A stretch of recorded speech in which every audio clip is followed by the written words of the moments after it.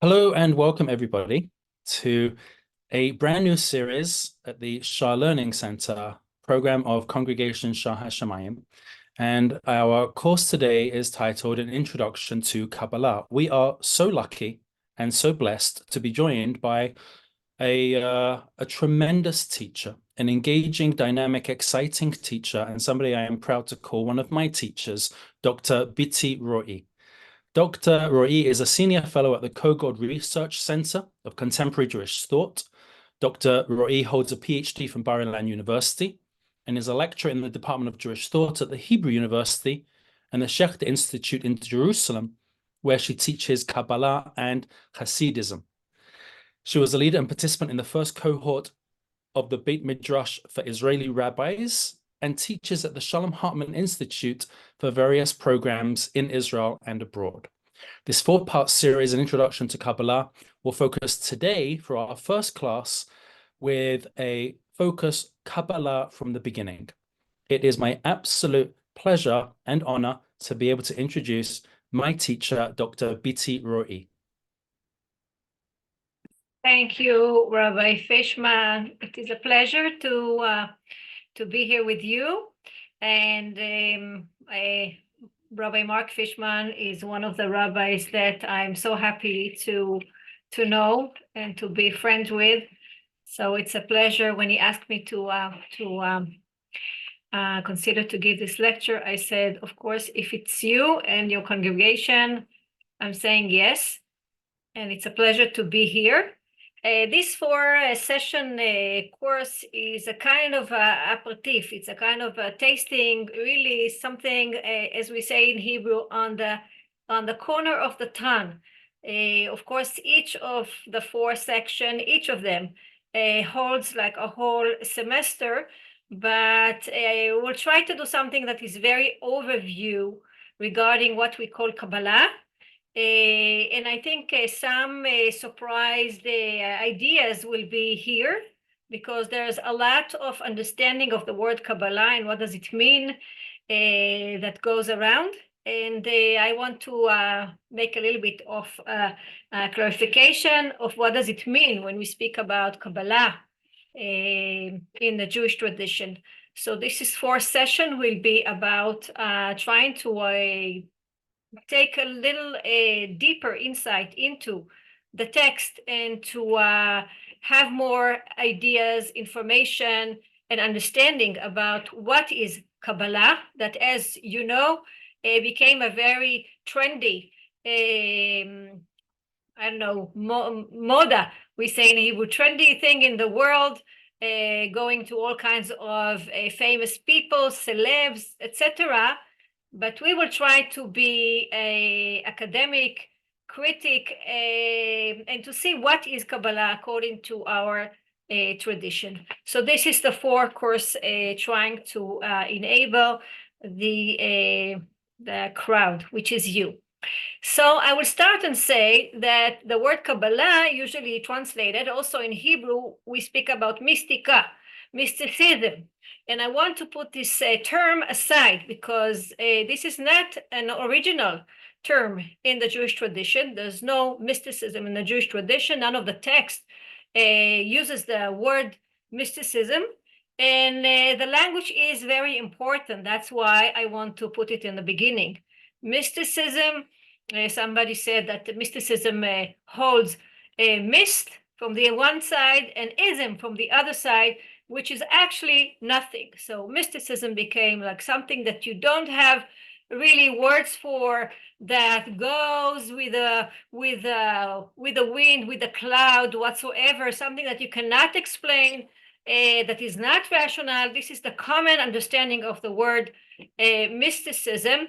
And I rather to use the word Kabbalah or the word wisdom of the secret of the wisdom, or the secret wisdom, which is an original term that our rabbis used. But there's a wisdom that is secret. There is something like this wisdom. It's not a mist. It's not ism. And it's a very old tradition that actually was given or was developed. We'll see the differences through the ages of the Jewish history, and that it's not a myth and not a ism, but a Kabbalah, something that you can learn, something that you can know, something that you can develop. And with this kind of introduction, I will say something about the word mysticism, Kabbalah, the secret wisdom. Secondly, I would like to say something about the history. What's the frame of the history chronologically? What is the frame that we're speaking about when we speak about Kabbalah? So what we'll do today, we will see the beginning of the secret wisdom of the Jewish tradition, and I will claim that it starts in the Mishnah and at the Talmud, very ancient, that basically we can see that inside the Talmud, which is the Jewish canon for sure, there is traditions and stories and evidence that in the Jewish tradition there were schools or people that were dealing and learning and talking about the secret wisdom of the Jewish tradition.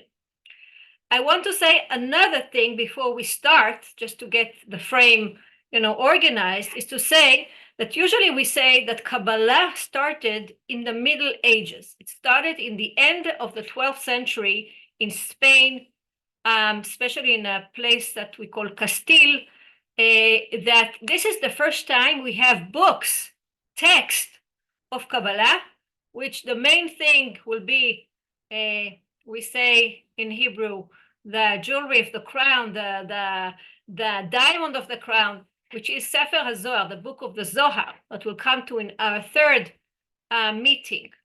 But basically, before the Middle Ages, we don't find text, books, a real literature of Kabbalah. But since then, we can find, of course, it starts like drops, and then it comes like a very big books. It starts with a paper, a letter that we know about people that are dealing with Kabbalah, but then it starts to be like a big literature that we'll talk about. So here's the question.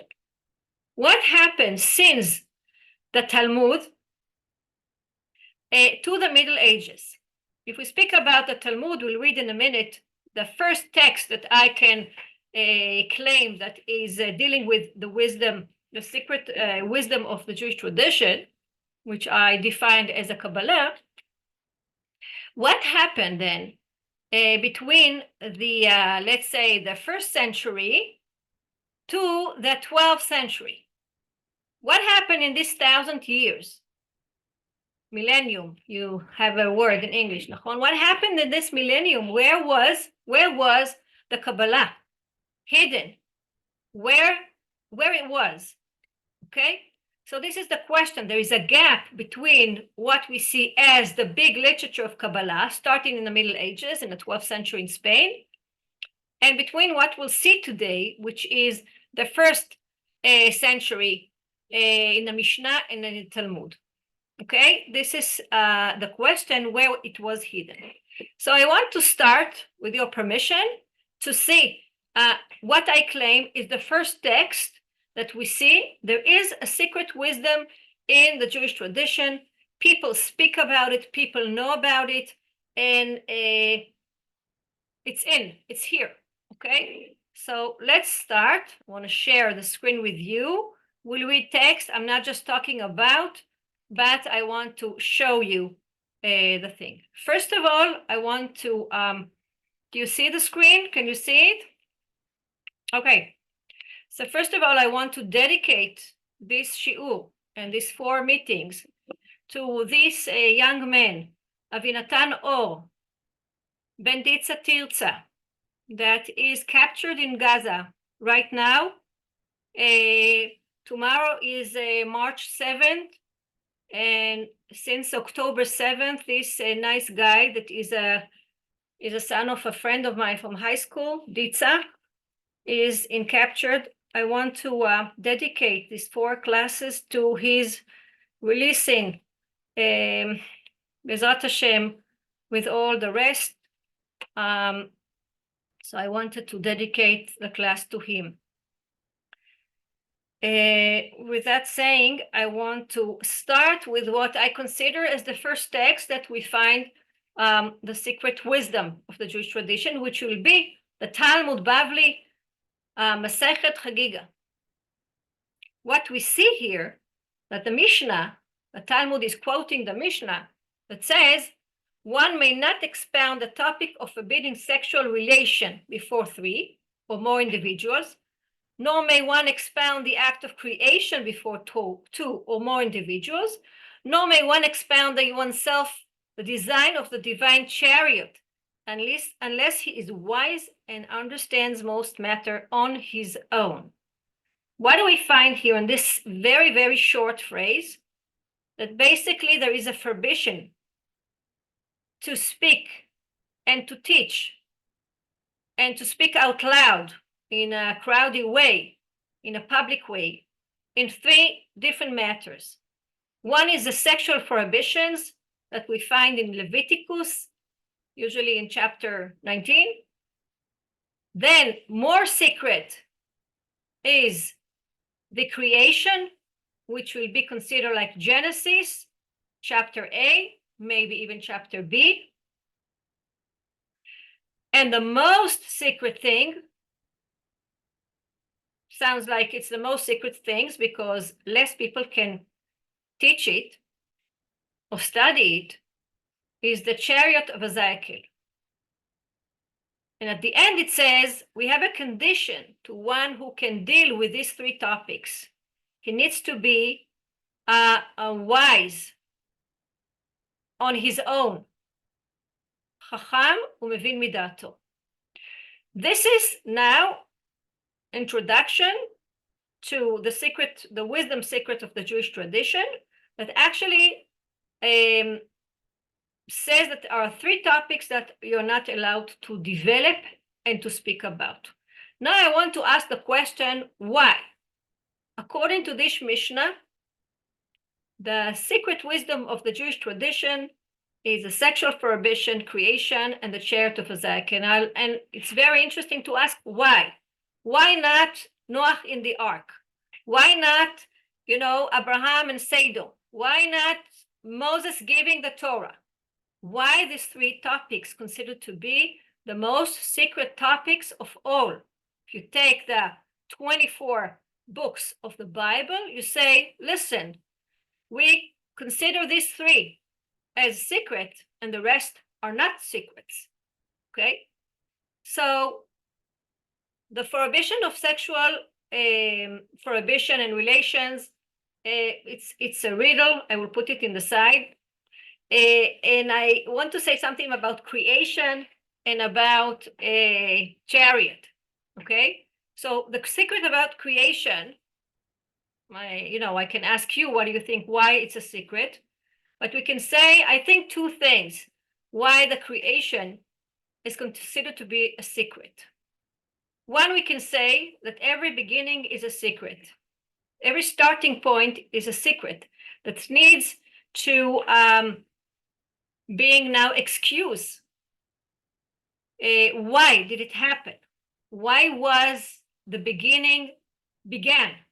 What's the need of this beginning? And one might ask, what's the reason for the beginning of the world? Maybe it's a secret. Maybe we don't know the reason why, according to our tradition, God decided to start the world. The move from the God as its own, maybe as a narcissist entity, to move to create the world is a secret. What was missing? What was his plan? Is it as a plan? So it can be a secret. Secondly, I want to say, and I think it becomes sharper, unless you think differently, but lately in this new world that we are facing from October 7th, is to say that some of our sages think that this world is based on what they called rubbish and filthy things. And they speak about a parable of a king that is founding his palace on a pile of dirt and garbage. And maybe this is another secret, that this creation is not just perfect and beautiful. Maybe we need to consider that there is foundations of evil and dirt that creation is based upon. So here are two examples for what we can think is the secret of creation. I'm not, we can speak about it for hours. Maybe there is a secret in the light creation. Maybe there's a secret, of course, in human being created. But I'm just going to be very quick in our 4 sessions. But I just wanted you to think about what's secret in creation, okay? And maybe to add to it, the word Bereshit in Hebrew is a very enigmatic word, because Bereshit can be translated, as you know in English, in the beginning, but it's not so clear in the Hebrew word Bereshit that can be described as not a timely term, but about a noun with Bereshit, Bereshit, bet, we have in Hebrew, with, Bereshit. So then you ask, what is the Reshit that God created the world with? Or it can be also in Hebrew, for Reshit, Be'avur HaReshit, for the Reshit. So what's the meaning of this world? Maybe we can decipher this kind of secret.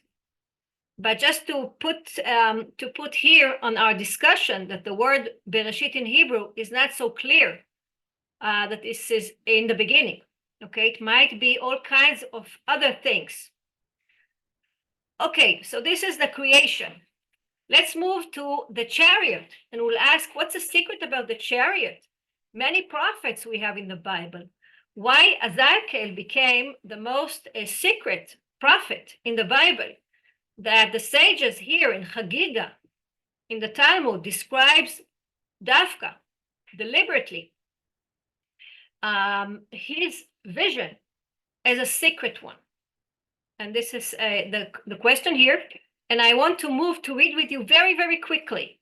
Ezekiel A, that is actually the footnote of the Talmudic describing of the secret. Okay? So Ezekiel is in the river, and the skies, the heaven is open, and he see visions of God. So in this vision, actually, we can see Ezekiel standing on the river, heavens is open, and he maybe see the transparency, what he see on the river. And then he described all kinds of details that I would call them in the large term pyrotechnics. Okay, he sees a stormy wind, he sees a cloud, a flashing fire, and at the end he sees a gleam as of amber. You see in Hebrew it says chashmal, which is a very interesting word that in modern Hebrew describes electricity. I can say, put on the light, tadlik et hachashmal, put on the light. So chashmal in a very ancient biblical Hebrew becomes something in modern time that Ezekiel couldn't think about. He lived before Edison. Nevertheless, this is a kind of a pyrotechnic, a vision that Ezekiel sees that has a lot of details. He sees a chariot with 4 different figures of an eagle and a human being and an ox and a lion. Okay, this is what he sees. And after this chariot described as moving and a lot of fire and a lot of sounds around, he see beyond the chariot and the animals, he see sky, and then he see a throne and a vision of a human form that sits on this throne. Okay, this is the vision of Ezekiel. The river is open. He see visions from the heavens. He see all kinds of animals moving. He see a storm, a fire, a cloud. He see the amber. And then he see, again, here's the word chashmal, which is not in the Bible at all, except Ezekiel A. And then he basically he's falling down like many of the prophets, and then actually the prophecy starts. So all this was an introduction to the prophecy that Ezekiel is going to have. The vision is very detailed. So we ask ourselves, we go back to the Talmud and the Mishnah, and we ask ourselves, why is it secret? Why this vision is considered to be in the Jewish tradition so secret? Why not to say that the revelation of Sinai is a secret? So here again, we can think about few things. We can think about that it's very detailed and concrete and visual vision. Maybe this is the idea that makes it secret, considered to be secret. Or maybe the fact that there is a vision of God, like a human being kind sitting on the throne. So what's secret about the chariot is something that we can think about and deliberate. I want to summarize our starting point of the secret wisdom of the Jewish tradition here. We found here a very specific definition of what is a secret. It's 3 topics. It has to do in 3 places and text in the Jewish tradition. By the way, it's very interesting to think and actually to say that, for example, Christianity or Christian mystics will consider a mystical experience maybe through light that they walk and see, and through inner maybe experiences. But what we see here, that the Jewish tradition is very text-based. It says, listen, the secret is based on a text. Every verse that we read in the Bible, we can read in many, many ways. Not everything that we read, we do understand. What I said right now is super important to have understanding of the Jewish tradition. It has no dogmas. It has no principles. It has a way of hermeneutics that is text-based. This is what Jewish tradition does. It reads text, and it can read the text in a very meaningful and opposite ways. If you don't understand this, you don't understand what Jewish tradition is about. It's about understanding that every verse maybe contain a secret, or maybe contain something that is not clear to us. We don't own the text. We don't have one explanation to the text. We don't have a kind of dogmatic understanding of the text. Okay? So this is the beginning that we want to say. Second step in our class is after the sages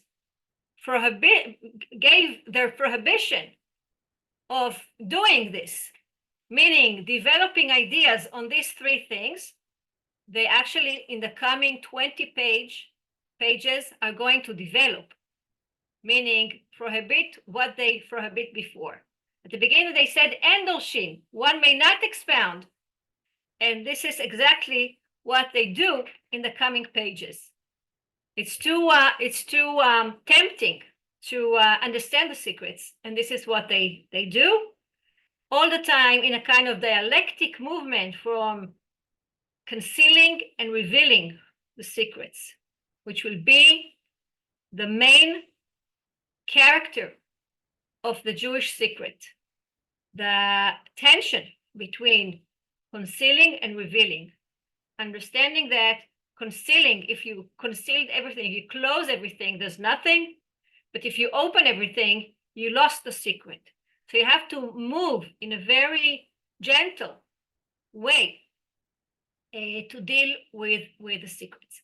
So let's move and see. By the way, Christians art about Ezekiel are very, very visual. I want to show you one. 1 minute, where did I put it? I want to show you one. Where is it? 1 minute. Here. You see, this is a Christian image of the chariot of Ezekiel. It's very visualized. It's very concrete. We can see here God. We can see the chariot, everything. In our tradition, we won't find something like this. We will find something much more abstract. Let's go back and see, for example, this art piece that I love. But you see, it's very abstract. You don't see the image of God here. You see it in a very abstract way. I want to share with you, because my husband is an officer on this vehicle, that the tank of the Israeli IDF is called Merkava. It's called the chariot. This is the word that was chosen to the Israeli development of the tank, and we call it Merkava. Merkava. Like you know, the big theater in Israel called a bima, which is the place you stand on prayer. Just to tell you that the Hebrew words are not and never innocence. So let's move ahead, and I just want to share with you a few things about what they're doing here, okay? With what we read about the chariot. And I want to move here to the story. They discuss what is the chashmal, what's the animals, what actually Ezekiel saw. And then we are moving to a story. The Talmud has inside stories. And this is the story about somebody by the name Rabban Yochanan ben Zakkai. Now, he is something. He's a big shot. He's not from the margins. He is one of the very, very important figure in the Talmud. And now let's read the story, okay? Rabban Yochanan ben Zakkai, he's driving the donkey. He's walking in the way, and Rabbi Elazar ben Arach is walking behind him and telling him, please teach me something. Please teach me something about the chariot. And he said to him, I told you, it's just to an individual, unless he is sage, who understand on his own accord, okay? So actually we see the teacher refusing to teach the student the secret wisdom. And then he responded to him and said, my teacher, allow me to say before you one thing that you taught me. Actually, he's pushing him to reveal something to him because he's saying, listen, you already taught it to me. So I'm just an obedient student in a way. Okay, and then he said to him, Rabban Yochanan ben Zakkai, the big sages, he said to him, I cannot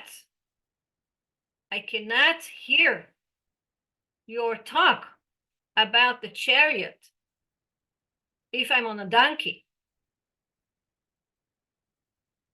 So he goes down from the donkey, he puts a garment upon himself, and he sits on the stone. This is a kind of respect, a condition to hear now secret of the chariot. And then it says, the story ends. You can see here that basically is saying, when you are speaking about the chariot, the Shekhinah, the divine presence is with us, and the angels are coming. This is a situation that needs to be dealt in a respect way. It's a high supreme experience that we are experiencing. So then Elazar ben Arach, the student, by the way, the student, not the teacher, the student also can develop his own ideas about this. He is telling us something about the chariot. Nevertheless, he began reciting. He begins to speak about it. He doesn't say what he did say. So we don't get the secret of the chariot that Rabbi Elazar ben Arach is telling his teacher, Rabban Yochanan ben Zakkai.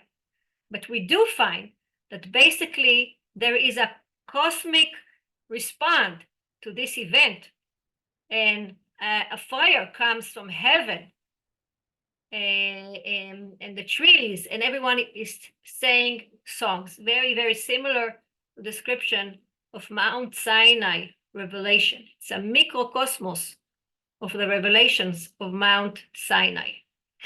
So this is one story, very interesting story that we find in the Talmud. I want to be very specific. This is not a common idea that we find in the Talmud. Most of the Talmud will be organizing the Jewish law. We do have this kind of Chagiga, a few texts in the Chagiga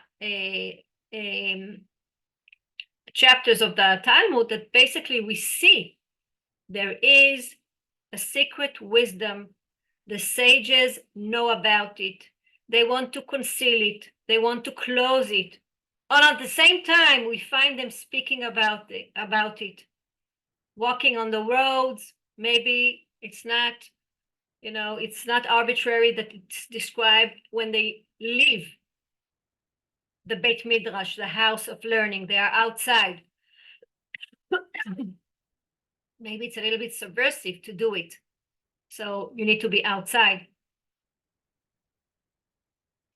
Oh, this is one story that we find. Okay, we know that it's not something that wasn't known to the sages, to our sages, and the famous one.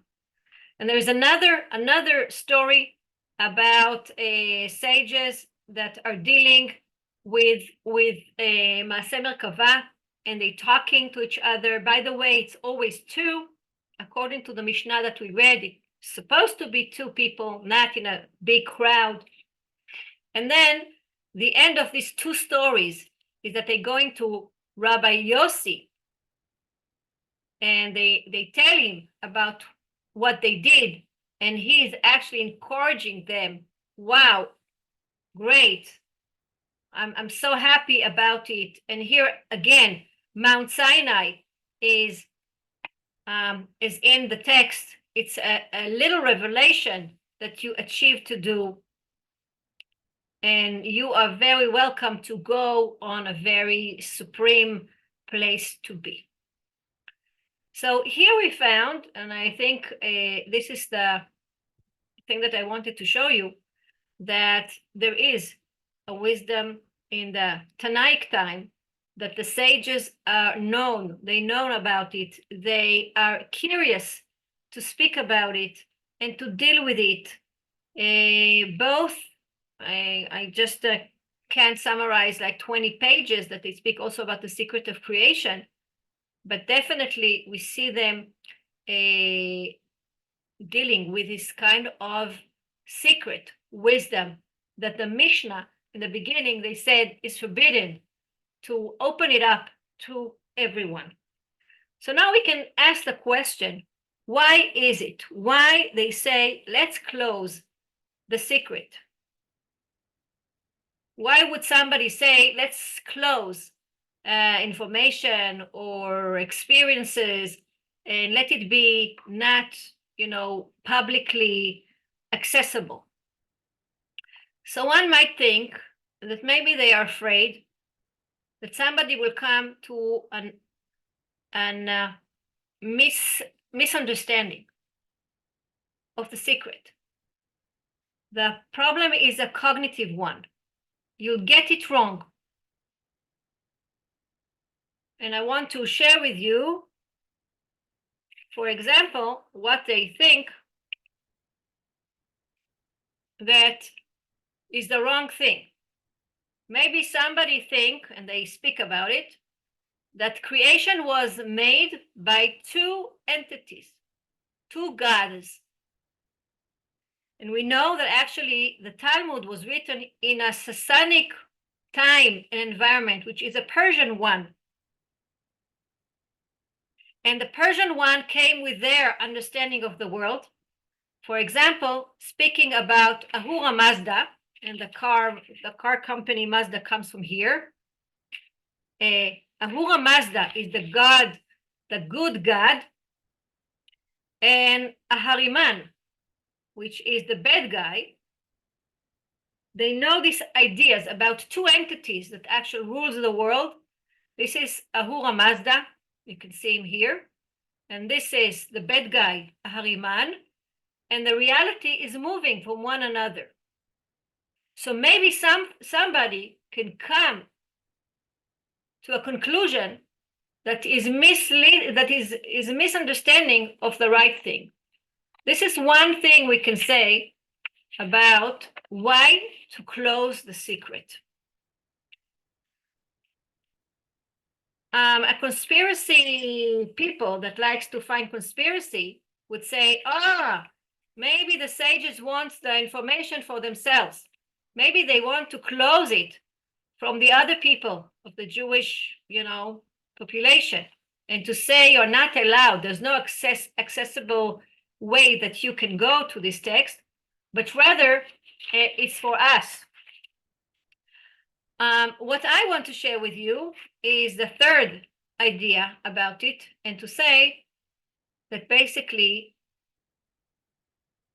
I actually said it before, there is something that considered us to be in a special mood when we enter the secret.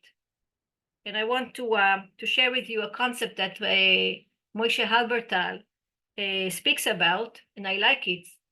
It's the ethics of the seeing. It's the ethics of the vision. To say that if you want to vision, if you want to experience something that is concealed, we need to walk in a very gentle way. It's like if you want to respect somebody that is in front of you, you won't look at him in a not nice manner, which today we call it a gaze. It's a way of organizing yourself differently to the experience of revealing the secret. There's the ethics of revealing the secret. You need to walk gently. We are not opening the secret because it's a secret. So therefore, we are closing this because we think appropriate way would be to close it. Okay? I would say something about comparing, for example, the secret to sexuality, which the sages themselves are doing it. You don't want to open it too much, it will be pornography. You want to relate to it in a gentle way. The secret is calling us to create a special mode for us to deal with it. It's not another information. It's something that you need to walk in a gentle way. So they are creating like the atmosphere, the palace that enable us to go to the secrets. I want to share with you the last story. Here we have a beautiful book that was printed lately. It also has a website of the Haifa University, which brings all the textual, we call it ilanot, trees, of the Kabbalist. This is a part, it is a detail from a whole text, which actually describe us one of the weird stories in the Talmud about the four who entered the orchard, which is actually right after what we spoke about with the stories about the sages dealing with the chariot. So let's read it, okay? This is a modern orchard, pardes, in Hebrew. By the way, as I explained before, the Persian Sasanic culture that the Talmud was written in, the word pardes that we find here, pardes, orchard, is actually a Persian word that is the root of what you know as a paradise or paradiso, which is actually the pardes that appears here. Arba'a nichnesu b'pardes. This is a story. Starts in a very nice way, like a children's story. Arba'a nichnesu b'pardes. 4 entered the orchard. Okay.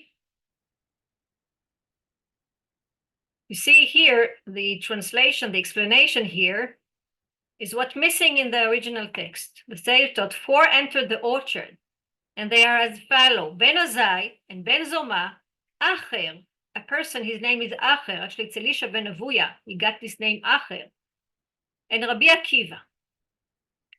Rabbi Akiva said to them, when you reach pure marble stones, do not say water, water, because it is stated, he who speaks falsehood should not be established before my eyes. Okay? So here we found a story about the 4 sages who entered a mystery paradise, orchard. And their mentor and their teacher is Rabbi Akiva. He's giving them instructions how to be alive after entering this paradise and how to act when you enter the paradise. Okay, again, is the paradise is a geographical place, site? Is this an internal experience, like Rashi and the Tosfot explains? What is this paradise? Is it a parable? What is it? Okay. Nevertheless, we find these 4 enter the paradise, but unfortunately, just one of them survived. Ben Azai glimpsed, we spoke about the appropriate looking at what we see. He glimpsed and died.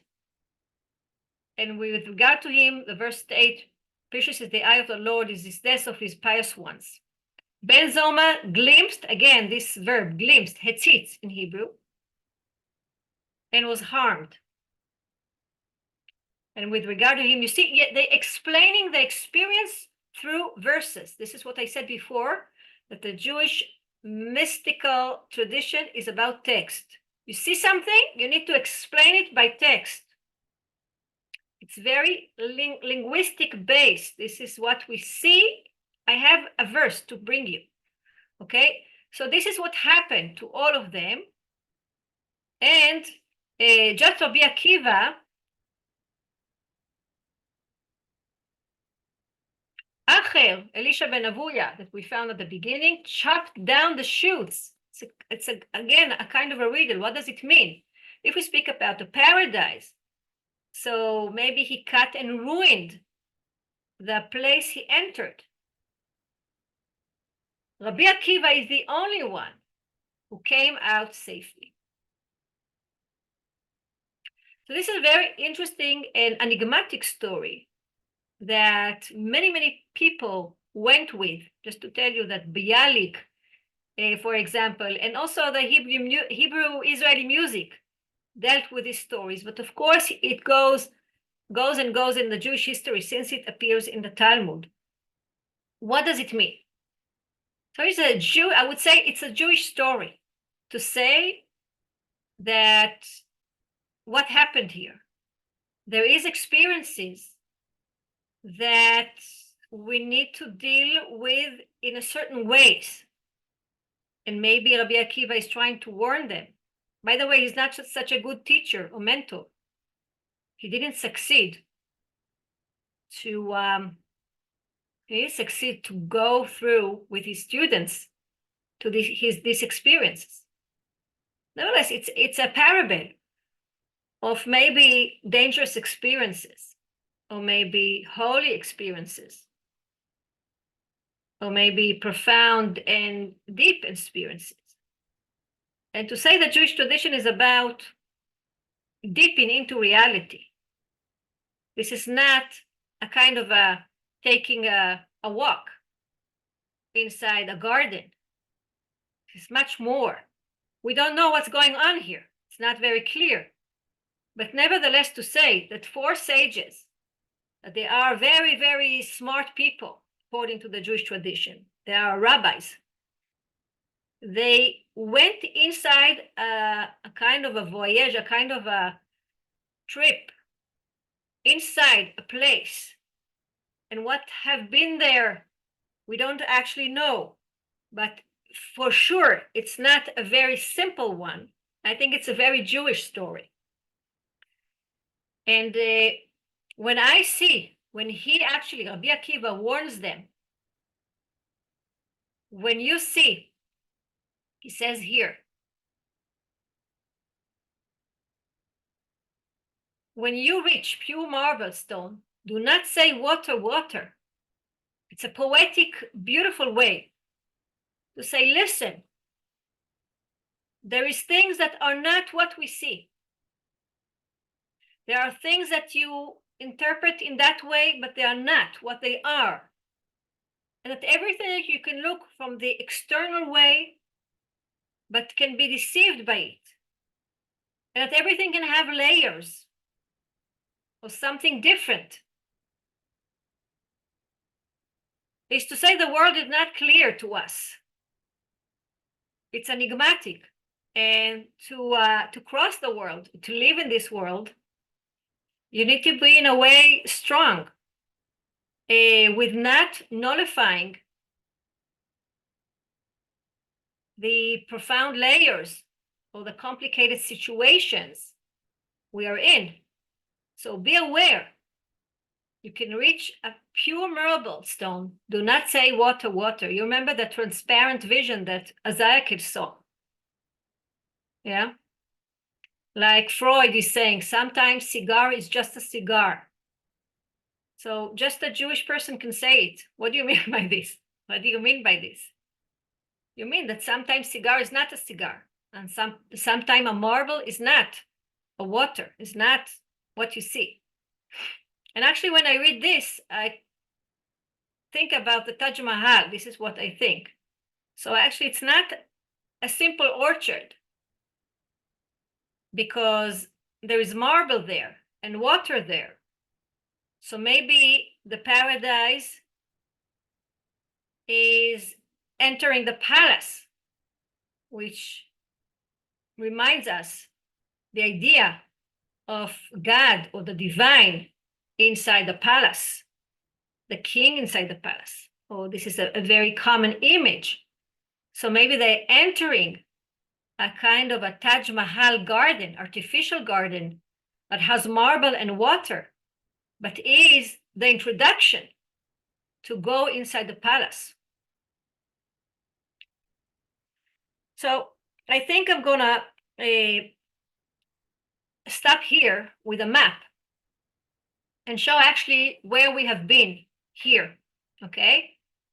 Geographically, time is speaking, what we have done. Actually, we started here in Israel, a very huge country. We started here in the Tanaic time, in the 1st century, that preserve traditions even before. So here we are. Here is the Syrian Iraq, area, which is the Babylon, where Ezekiel went to and where the Talmud was written. Next time, we are going to jump from this area to here, to south of France or northern Spain, where Kabbalah did start, as I said in the beginning, as a textual literature. We have the Talmudic text that we read today, which actually gives us a hint about the idea that the sages are dealing with a secret wisdom. Nevertheless, we didn't understand what was the wisdom. We have all kinds of enigmatic stories. They entered the orchard, they went out, who went out, he cut the shoots. What's going on? We don't really reveal the secrets, but we know they are dealing with it. Now, next time, we are going to be here where the Kabbalah literature started to be written, not just in hints, but books. Not printed books, of course, it's before, but as literature. Big commentaries to the Torah, to the verses, we'll find tons of a composition explaining what is the chariot and what is for that entered the orchard and what is the hashmal, the electron that we saw in Ezekiel, and what is the chariot. Now it will become like a flood of written things. So this is what we are going to do next time. We are going to speak about Nachmanides and about the Zohar here in this area. But more than geographically speaking about what happened, because I'm trying to get you also geographically and time-wise, but I'm very interested about the phenomenon of the secret. What does it mean that our tradition holds inside the idea that there are secrets? And I would ask you, do you believe in secrets? Do you believe that there is something that is concealed? And A, do you believe that it exists? And B, do you believe, like the sages and the mystics, that knowing the secrets is something very important to your life? I would say these two assumptions will follow with us to the next meetings about the secret domain in life. And I want to say that part of the Jewish tradition, it's not just individual questions, but part of the Jewish tradition, as I see it, is understanding that there is something like this. And I just want to finish to end this class to say that I started with October 7th. I'm very into this, of course, like everyone. And I think the Kabbalah is giving us the idea, maybe some people doesn't want to see, that there is a concealed thing. And that there is, for example, a lot of forces of evil in this world that some people maybe want to put aside. But that knowing that is a very important information, experience, whatever you will call it, to life. So I will end with this. And if there's anyone who wants to ask something or to say something, please.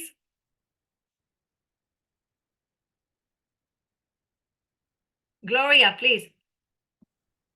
BT, thank you very much. My camera is crazy. I am very enlightened, but you're seeing me dark. Sorry. I have a question. I think the human element for me, that some teachers, not you, but some teachers are ambivalent about transmitting information, because if you're a brilliant scholar, you have notoriety, you have a special place in the hierarchy of learning. If you share your learning, you're not so special anymore. Other people possess the secret. So I wonder if there was some ambivalence in the sages of the day. They were reluctant to share the secret because it's true. They would lose some of their own specialness. Okay, yes, I think we saw it. They said you have, there are conditions to deal with the secret, and you need to be smart and wise and knowing things from your own. And it's not open to every ignorant person. It's true. Nevertheless, I won't go to the conspiracy, theory, which people likes it. And to say it's all about this, it's all about power, it's all about keeping the secrets to yourself. I think it's not just about this, but thank you very much, yes, for this. Thank you. Somebody else wants to ask something? Yes, I don't see your name, but please.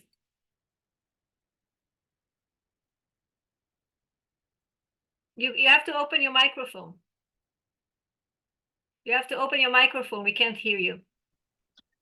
Can I speak? It's Vera. Yes, Okay, now, Rabbi okay. Mark Fishman, you will tell me what's.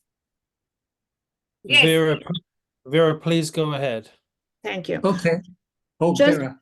Yeah, I just wanted to ask, wasn't it the main reason why Kabbalah was concealed or kept hidden for so long was that we were not ready to understand the meaning, and the concept would just go over our head, and nobody would really understand it or believe it.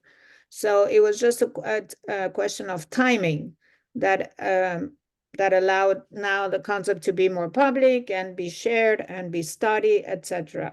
Isn't that? Okay. It's a very interesting question. I would say that you assume actually that your question assumes that there is a kind of a progress in the world, that we are smarter than our ancestors. And I'm not sure that this is what they want to say. It's not that going through history, we become more re'uyim, we become more deserve for revealing the secrets. Nevertheless, I would say, for example, that Rabbi Abraham Kook, that was the first We rabbi. used to believe in witches. I mean, humanity. There was everything was witches and black magic. So that concept is different today, and we have an evolution on it. So it's not that we are smarter, but technology is more. We adapt to new concepts, new technology, new ideas that were not easy to absorb at the time. Maybe you're right. I would say that maybe you're right. I would say that Rabbi Abraham Kook was the main rabbi in Israel, the prime rabbi in Israel. Actually says that this is the time to reveal secrets. Right. That actually, the time of the modern time are the time that people needs to be more exposed to the secrets. That it's not enough to teach people the revealed ideas, but you need to go deeper. So maybe it's something that has to do with what you said. Yes, thank you. Dr. Roy, I have a thought. I wanted to hear your opinion on it. You spoke about secrets, and I think when a child has a secret, it's just information that they are not sharing with somebody else. I know a secret that you don't know, and that's a child's secret. But I think a real secret is the things which are fundamentally uncommunicable with somebody else. And yet that doesn't stop the ability to share those meanings and messages with somebody else. You can't communicate them through words, but love, let's take love as an example. You can't explain to somebody what love is, or maybe you can, but you can't explain why you love somebody else. But when you care for someone, or you do an act of service for somebody, you make them breakfast in the morning, that is the ability to share a secret that is not able to be communicated through language or words. And that's perhaps what a secret is, something which can be shared but not ever communicated. What do you think about that? It's very interesting what you're saying. Thank you. I would say that, it takes a course to speak about the concept of secret, which moves through the ages. Like in Hasidut, you would say a secret is something, it's like a taste. You cannot explain the taste to your friend. Also in Israel, you can speak about yogurt in flavor of this and but you cannot ever explain the taste that you taste. So this is a kind of a different way of secret.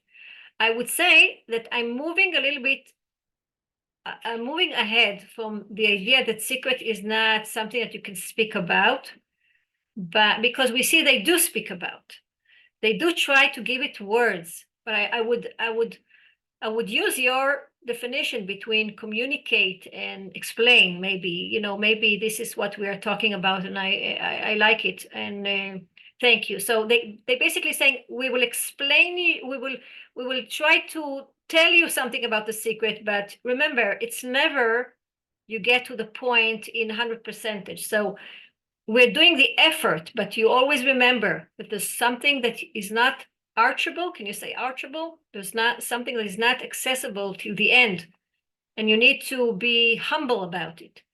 One of the understanding of mystics is somebody who is humble.